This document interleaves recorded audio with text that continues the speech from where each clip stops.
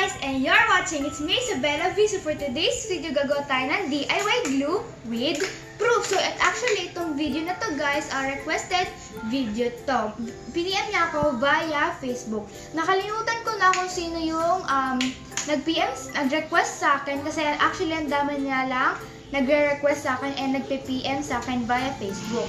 Mga nag-friend request sa akin, si Kisha Baterna, si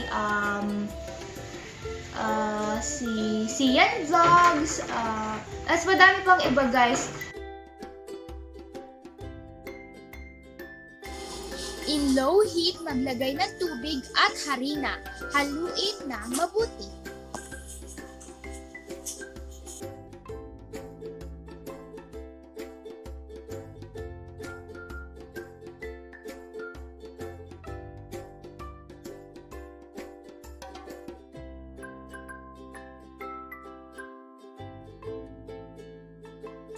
Maglagay ng asukal at haluin ulit mabuti.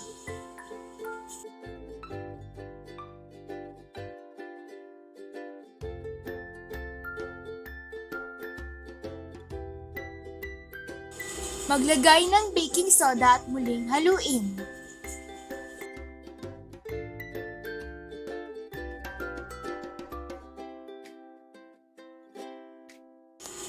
At ang pinakahuli, maglagay ng suka at haluin hanggang maging malapot.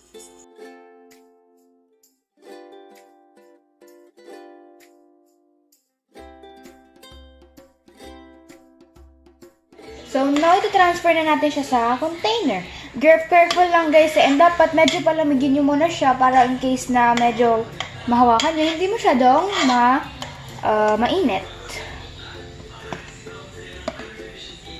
Yan, sobrang thick niya na.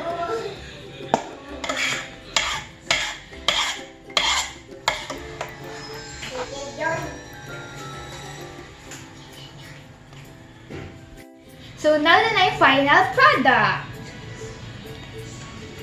Sobrang helpful niya, like ngayon may modules tayo sa mga projects, or kung hindi man sa projects, pwede siya arts and crafts sa scrapbook. Yan.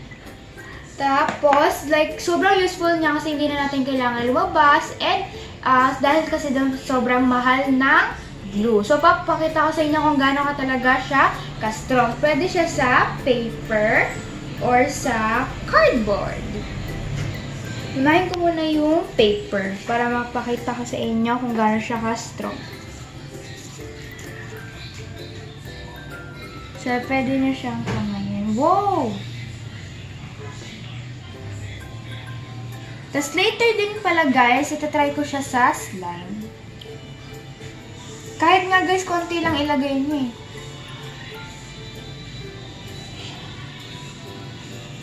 Yan, nakadikit na siya dyan.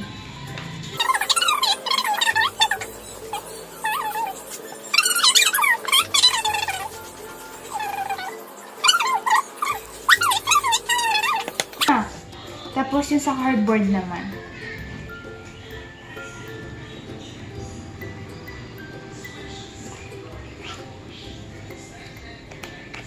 Tapos, didikit na. So, iaangat ko na yung bond paper. Tada! O, diba? Sobrang strong niya. Nadikit agad siya. Ang cool. Nakadikit agad siya. Diba guys, sobrang useful niya and sobrang mura din. And kung tatanungin niyo ako kung na-try ko na siya sa slime, actually hindi ko pa siya natatry. Pero mamaya susubukan ko kung magwo-work ba siya. Ano, hindi na siya natatanggal. So yun guys, that's the end of the video. I hope na may natutunan kayo. See you in the next one. Bye!